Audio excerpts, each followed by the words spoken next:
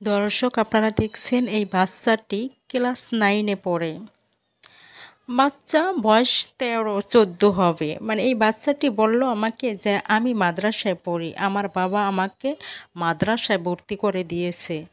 এখন আমি আম মাদ্রাসায় পড়াশোনা করে আমি ভালো একজন আলেম হতে চাই। ইসলামের সব কিছু জানার জন্য আমি মাদ্রাসায় পড়াশোনা করতেছি। আমার বাবা আমাকে মাদ্রাসায় পড়াইতেছে।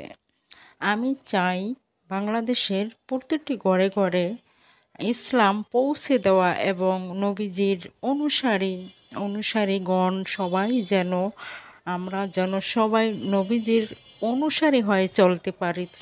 বাচ্চাটা এই জ্ঞান খাটিয়ে মিডিয়ার সামনে বলল এবং বাচ্চাটি আরও বলল যে আমি চাইবো যে জামাত ইসলাম ক্ষমতায় গেলে প্রত্যেকটা মেয়ে মানুষ যেন বোরকা পরে, পর্দা করে, নামাজ রোজা করে, সবাই যেন আমরা জান্নাতে যেতে পারি। আমাদের এই বাংলাদেশ বিশ্বের মধ্যে 2য় নাম্বারে। আমাদের এই বাংলাদেশ 90% 95% মুসলিম। বাকি যেগুলো আছে খ্রিস্টান, বৌদ্ধ এবং নানা রকম জাতি, কিন্তু আমরা মুসলিম 90 থেকে 95%।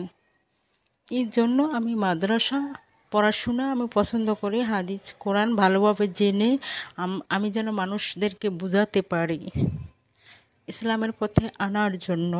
যেমন আজহারি তিনি কিন্তু মানুষের সুন্দরভাবে অক্ষরে অক্ষরে বুঝিয়ে দেয়, কিন্তু আজহারের ওয়াজ শুনে বাংলাদেশের অনেক মানুষ কিন্তু হেদায়েত হয়েছে। এভাবে যেন আমরা প্রত্যেকটা মুসলিম একজন মুসলিম আর একজন মুসলিমকে যেন ভালোভাবে বুঝিয়ে পথে আনতে পারি এবং সবাই যেন আমরা একসাথে নবীজির খাঁটি উম্মত হয়ে জান্নাতে যেতে পারি। মিডিয়ার সামনে বলল এবং আপনারা দেখছেন যে হাতিরঝিলে যে গাড়িগুলি চলে, মানে এখানে তো কোনো ট্রাফিক পুলিশ নাই,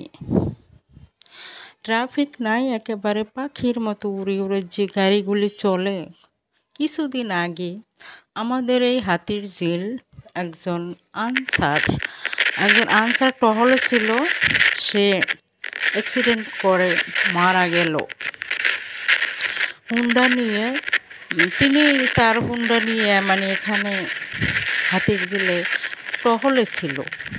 এমনও তো অবস্থায় আরেকটি প্রাইভেট কার পিছন থেকে এসে ধাক্কা দিয়ে আনসার বাহিনী যিনি টহলে ছিলেন তাকে মেরে চলে গেল।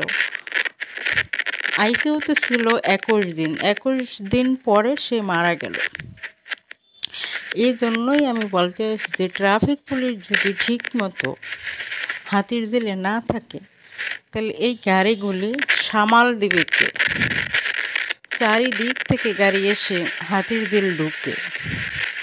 এখানের পরিবেশ ভালো, এই জন্যই এই হাতিরঝিল থেকে ইচ্ছা মতো যার যে চলাফেরা করে চলতে পারে গাড়ি নিয়ে। মানুষের প্রাইভেট কার, বাইক, মাইক্রো, এই